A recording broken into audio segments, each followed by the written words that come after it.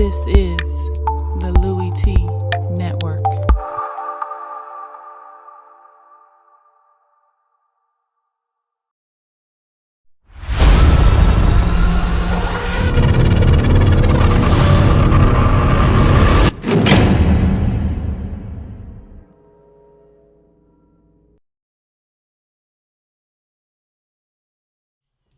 Who else could it be? For me, your man, Louie Tee. Welcome to Lockdown Coverage. Your man Louie Tee covering the whole entire National Football League like a blanket. Week number 3, Jets. Jets.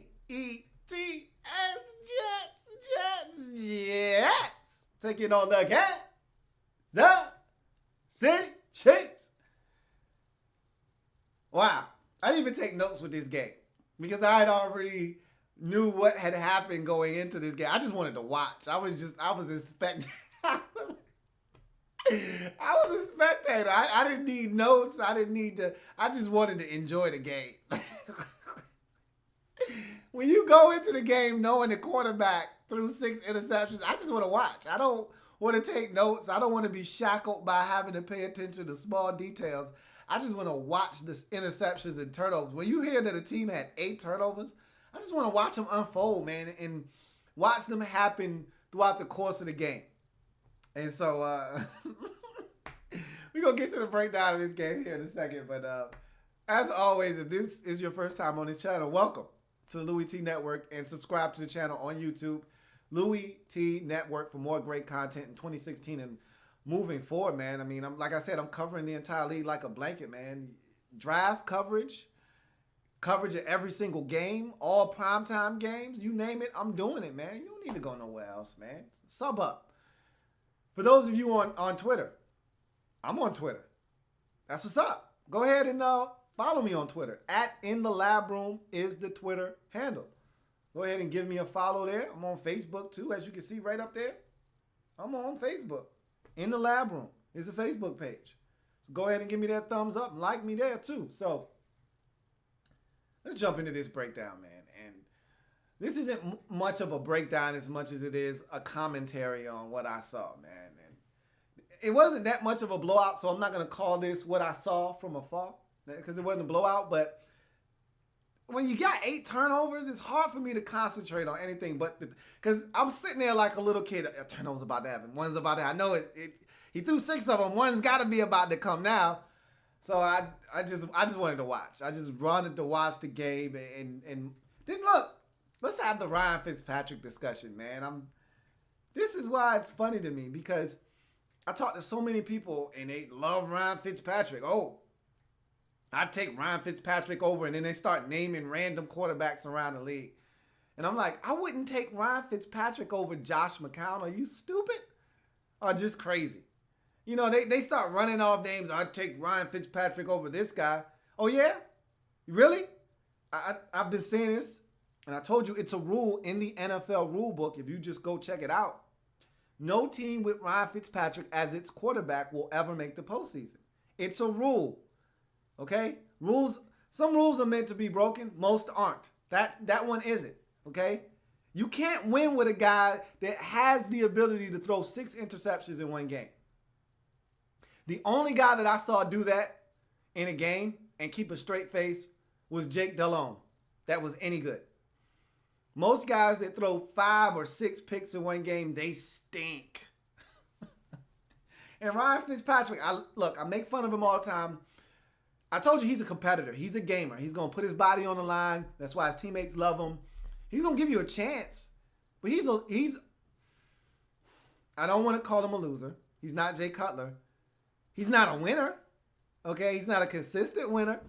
So, at the end of the day, this is who Ryan Fitzpatrick really is. He didn't turn it over in week 1 as many times, but he threw the game-clinching pick in that game.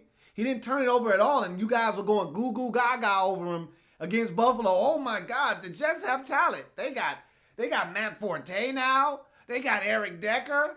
Quincy Enunwa's catching everything. They got Brandon Marshall. How are you going to stop these guys? You know how you're going to stop them? Ryan Fitzpatrick is going to stop them. That's how. Put a little pressure on him, and Ryan Fitzpatrick will give you opportunities to force some turnovers. The Bills did nothing in that game. But sit back and let Ryan Fitzpatrick pick them apart. You know what the Chiefs did? They heat his ass up. They put pressure on him. They made him hot. He got nervous. He started throwing the football around, giving guys chances to make plays. He could have, hey, look, man, if you watch this game, he could have threw 8 picks in this game, okay? They dropped a couple of them where they all tried to make some good plays, and they dropped it. The ground caused them to not get the interception. He could have threw 8 picks in this game. Ryan Fitzpatrick was saving these picks up, boy. He didn't get to use them in the first 2 weeks. He said, I'm going to get these picks out. I'm going to share the football. Sharing is caring, man. And there aren't many more quarterbacks in this league more caring than Ryan Fitzpatrick. So don't sit here and tell me, oh, the Jets are going to win 10 games this year. Oh, yeah? Really? You show me where they're going to win 10 games at. Not with that guy quarterback. Y'all think I'll just be pulling this stuff out of my behind? Nah, I don't do that. When I tell you that the Rams don't stand a chance with Case Keenum at quarterback, you think it's a game? I'm not playing with you. When I tell you the 49ers are going to be garbage this year because Blaine Gabbert's their quarterback, you know what time it is. And I'm telling you, Ryan Fitzpatrick, you can't win consistently with him at quarterback. Last year was an aberration. Go look at his career. Last year is not the norm. He's not doing that again, okay? He had a really good season last year, really good. Don't sit here and talk to me and lecture me about Ryan Fitzpatrick. I know Ryan Fitzpatrick. I know that dude, okay? This is Ryan Fitzpatrick right here. That's Ryan Fitzpatrick. 6 interceptions. That's Ryan Fitzpatrick. You know why the Jets only gave him a 1-year deal? Because he's Ryan Fitzpatrick. Y'all gonna understand. My grandma, she told me one of the most valuable lessons in my life. One that sticks with me to this day, and I use it all the time. Y'all have heard it. If you've been watching me long enough, you've heard it before. Those who don't hear, feel. Let me say that one more time for y'all so it can sink in. Those who don't hear, feel. I feel for y'all Jet fans, man. Because you don't stand a damn chance with Ryan Fitzpatrick at quarterback, man. You better develop one of them young fellas, man. I hope Christian Hackenberg is legit. I really do. Let's get to the Chiefs in this game, man. The thing that really frustrates me with the Chiefs? They forced 8 turnovers and they only scored 24 points. And then I get people that get mad at me about Alex Smith. Look, man, he's Alex Smith, okay? And, they talk to me about Spencer Ware, and I like Spencer Ware. But they don't have enough dynamic playmakers on this team. I love Travis Kelce. He's a playmaker. He's dynamic. Tyreek Hill, he's freakish. He might be the fastest dude in the NFL. Every time he touches the ball, I get excited. It could be a 1-yard gain, and I'm like, man, that's exciting. That's an exciting 1-yard gain. He's a playmaker. Jeremy Maclin can be a playmaker. But that's about it. Everybody else are role players. Conley's a role player. He's not gonna explode on you. He can make a play here and there, but he's not gonna explode on you. You're missing Jamal Charles, man. You need him out of the backfield. You need him to be healthy. As much as you want this running back by committee thing to be good and sufficient, it's good enough to help you make the postseason. But you can't win when you get there consistently. You can't beat the upper echelon teams without Jamal Charles. Because the element of an 80-yard touchdown out the gate at any time, at a moment's notice with Jamal Charles on the field, is always prevalent. And that scares teams half to death. Catching a screen or a swing pass out of the backfield and knowing that if this dude got the angle, you're not catching him. That changes games. That helps you score 35 points instead of 24 with 8 turnovers. And I know Spencer Ware fumbled at the goal line, and that would have been another touchdown, and that would have been 31 points in this game most likely, but I don't care. Okay, you force 8 turnovers, and the most you can muster is 24 points? Come on, man. Come on, you're supposed to do these boys, man. Put a 40 burger on them. You want to turn it over 8 times? Oh, you're going to pay for that. You ain't getting away out of here with just a 24-3 loss. You're losing 41-3. You want to turn it over 8 times? This game was still close. It was still a 2-score game until old man Derek got the pick 6. Anyway, Travis Kelce is a beast. He had himself a whale of a ball game. And the thing that I loved from this game the most, outside of the defense just being nasty and forcing all these turnovers, was them making a conscious decision to get Tyreek Hill involved in the game plan. I mean, they tried to get him the football as many times as possible, and I love it.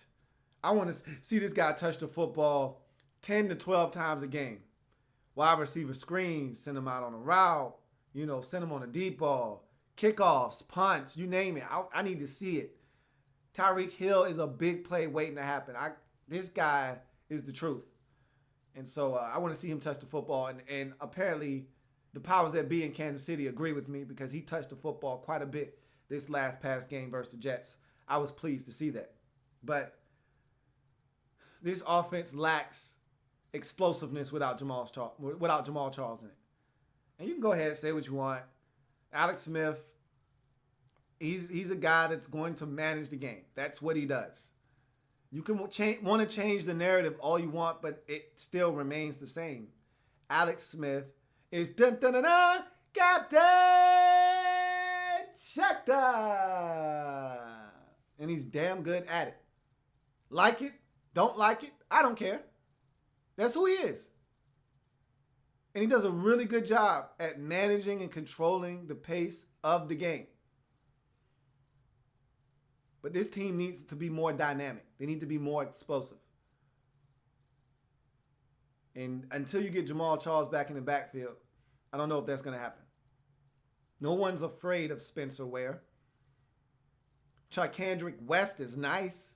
He's all right, but he's not real. The one guy that you got healthy that's dynamic fumbles all the damn time, and now Davis. So he can't get on the field consistently. Bottom line is, until Jamal Charles comes back, and it's a nice story when he gets injured, guys fill in for him, and you win 11 straight. That's cute. That's nice. Almost beat the Patriots in Foxborough last year. That's great. But this offense needs to be dynamic. You got some stuff. Tyreek Hill, Travis Kelce, Jeremy Maclin. None of those guys are running backs. You need the running back to complete this cipher. You get the running back, and all of a sudden now this offensive attack becomes complete. And now you have all the weapons necessary to start being more dynamic offensively. So let's hope he comes back, and he comes back healthy, and he stays that way. Because watching this game, it was tough. It was tough. You forced 8 turnovers, and you only mustered 24 points. And 7 of those points came directly from the defense.